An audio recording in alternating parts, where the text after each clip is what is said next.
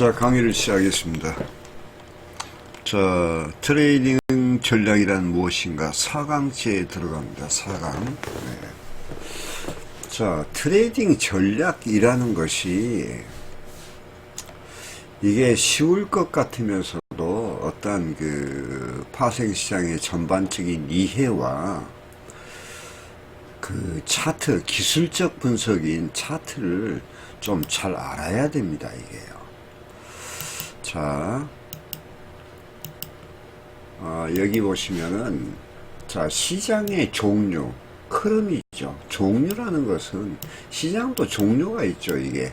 변동장이나, 소행보 변동장, 기간 조정인 경우, 그 다음에,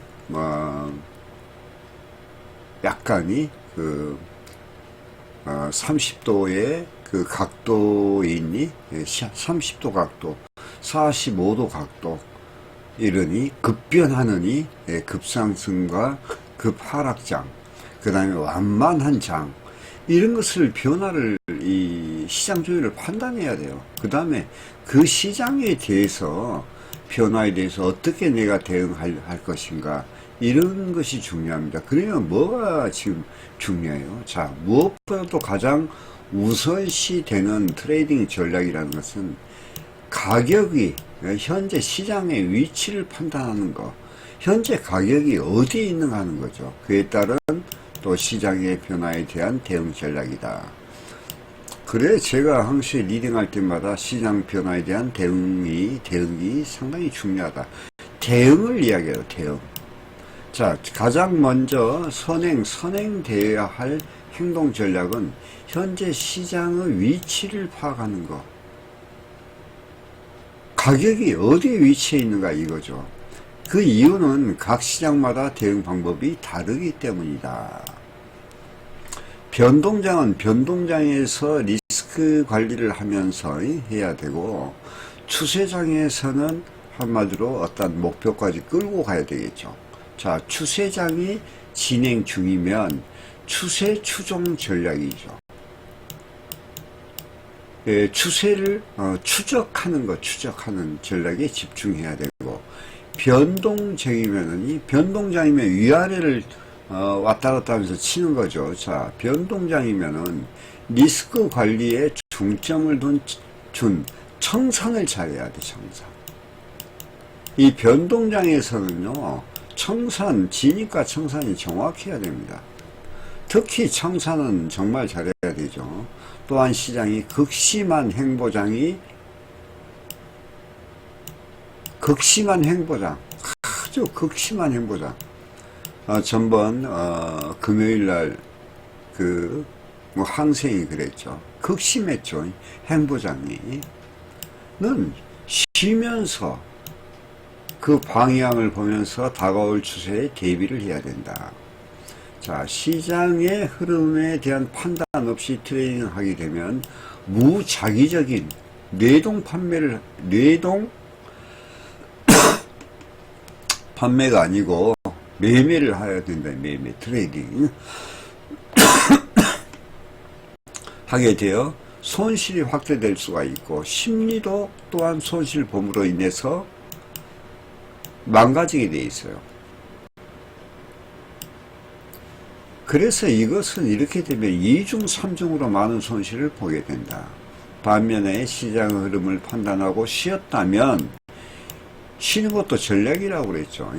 오히려 재충전의 시간도 가지며 다가올 추세에 준비한다면 추세에 동참할 확률이 더욱 높아지게 된다. 자, 이게 중요하죠. 다 중요해. 자, 시장은 항상 변합니다. 변화에 대한 전략을 미리 세워놓지 않으면 시장이 변화할 거 아니에요. 변화할 때 우왕좌왕하게 되고, 대응한다는 것은 꿈도 꾸지 못합니다. 예를 들면, 자, 현재 시장이 변동장이 진행 중이야. 그럼 변동장 후에는 추세장이 나올 확률이 높다 이거죠. 확률이. 변동장 뒤에는요, 꼭 추세장이 나와요. 자, 그러면 이걸 알고 있으면 이런 대응 전략이 없다면 추세에 동참을 못하게 되죠. 추세 동참을 못하게 되면 2등 가지. 그러나 수익 내기는 힘들어. 수익 내기가 어렵죠. 항상 시장이 보여주는 방향으로 트레이딩 해야 된다. 이에 대응하기 위하여 전체적인 흐름 가운데 현재의 흐름을 주시해야 한다. 자, 여기에 중요하죠. 숲을 보고, 큰 걸 보고, 그 다음에 나무를 보고, 그 다음에 그 나무에 달린 잎새를 봐야 시장의 흐름에 대한 변화와 대응 전략을 수립할 수 있다. 이게 뭐예요, 이게? 이게 상하이 차트예요, 상하이 차트. 제가 상하이 특강 이 말 많이 하죠. 그 흐름이라 하는 것은 시간 프레임 속에서 크고 작은 시간 속에서 그 주가가 현재 어디에 위치하고 있는가. 이게 보는 게 제일 중요합니다. 자, 아시겠죠? 다음 페이지 한번 넘어가 볼게요.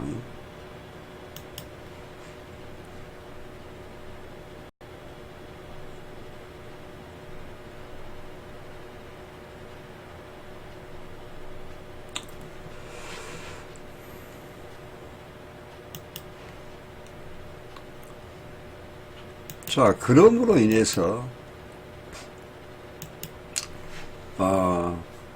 그런 가운데 이제 손절 전략이 나옵니다. 이게요.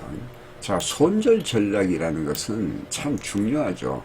트레이딩에 있어서 매우 중요한 행동 전략이며 리스크 관리 및 자금 관리에 절대적으로 필요하며 얘도 중요한 역할이 있는데 버팀목 전략이기도 하다. 이 손절 전략이라는 것이 어떻게 보면 버팀목 전략이에요. 버팀목 전략. 자, 시장이 지임했는데 시세를 주면 좋겠지만 그렇지 않는 경우가 빈번하죠. 초기에는 추세가 없을 것 같이 행보하다 트레이더를 지치게 하여 청산을 유도하고 나면 이후에 큰 시세가 나오는 경우가 많이 있지요. 이러한 이유로 손절 전략은 하나의 버팀목이 되는 것입니다. 왜냐하면 이게 파동이 있기 때문에 그래.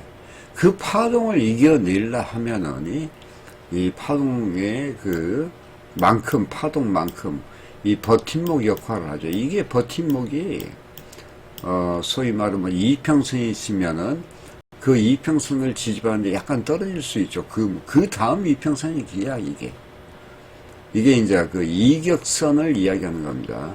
자, 손절 전략에는 절대 손절 전략과 상대 손절 전략이 있는데 이거 잘 들어보세요.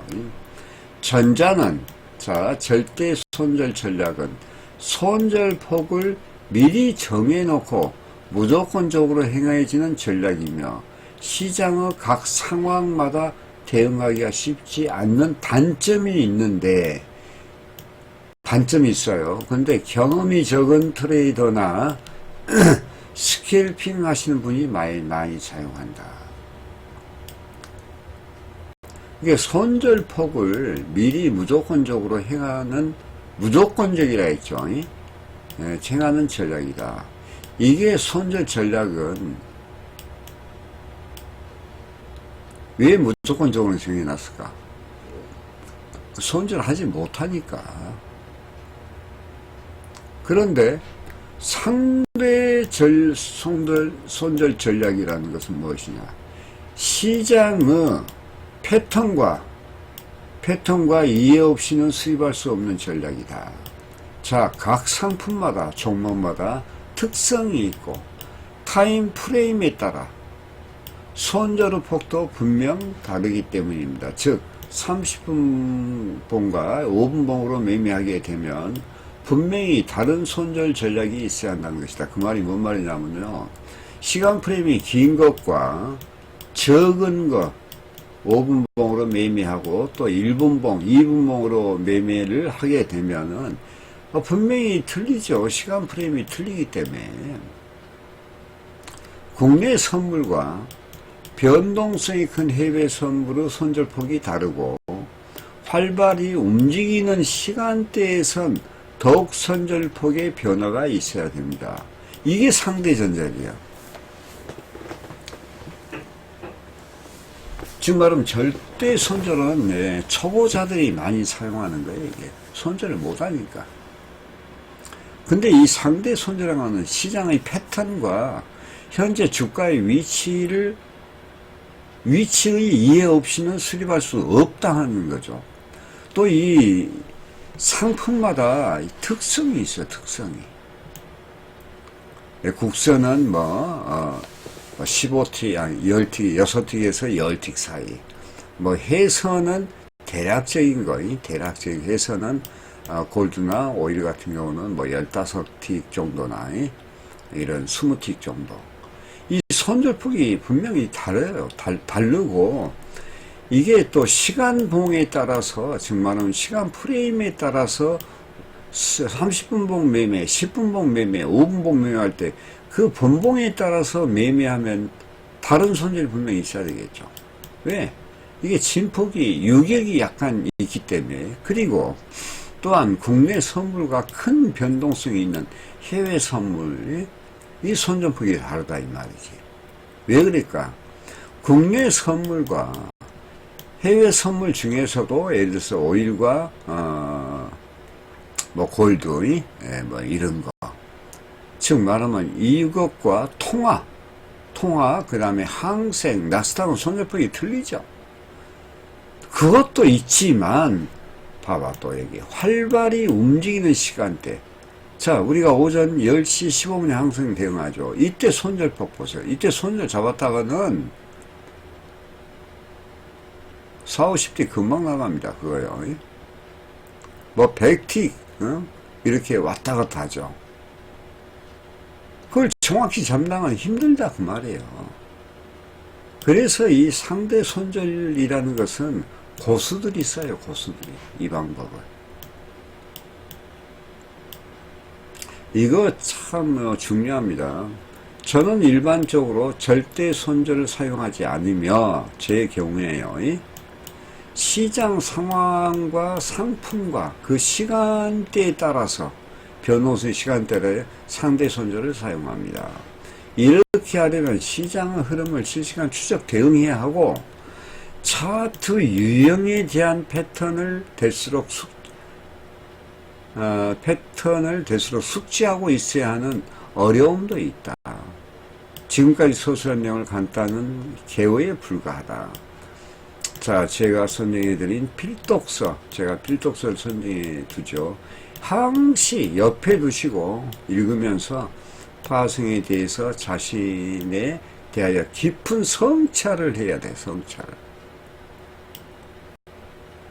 자, 다음에는 진입 전략, 추세 추정 전략, 청산 전략, 자금 관리를 이제 한번 들어가 봅시다.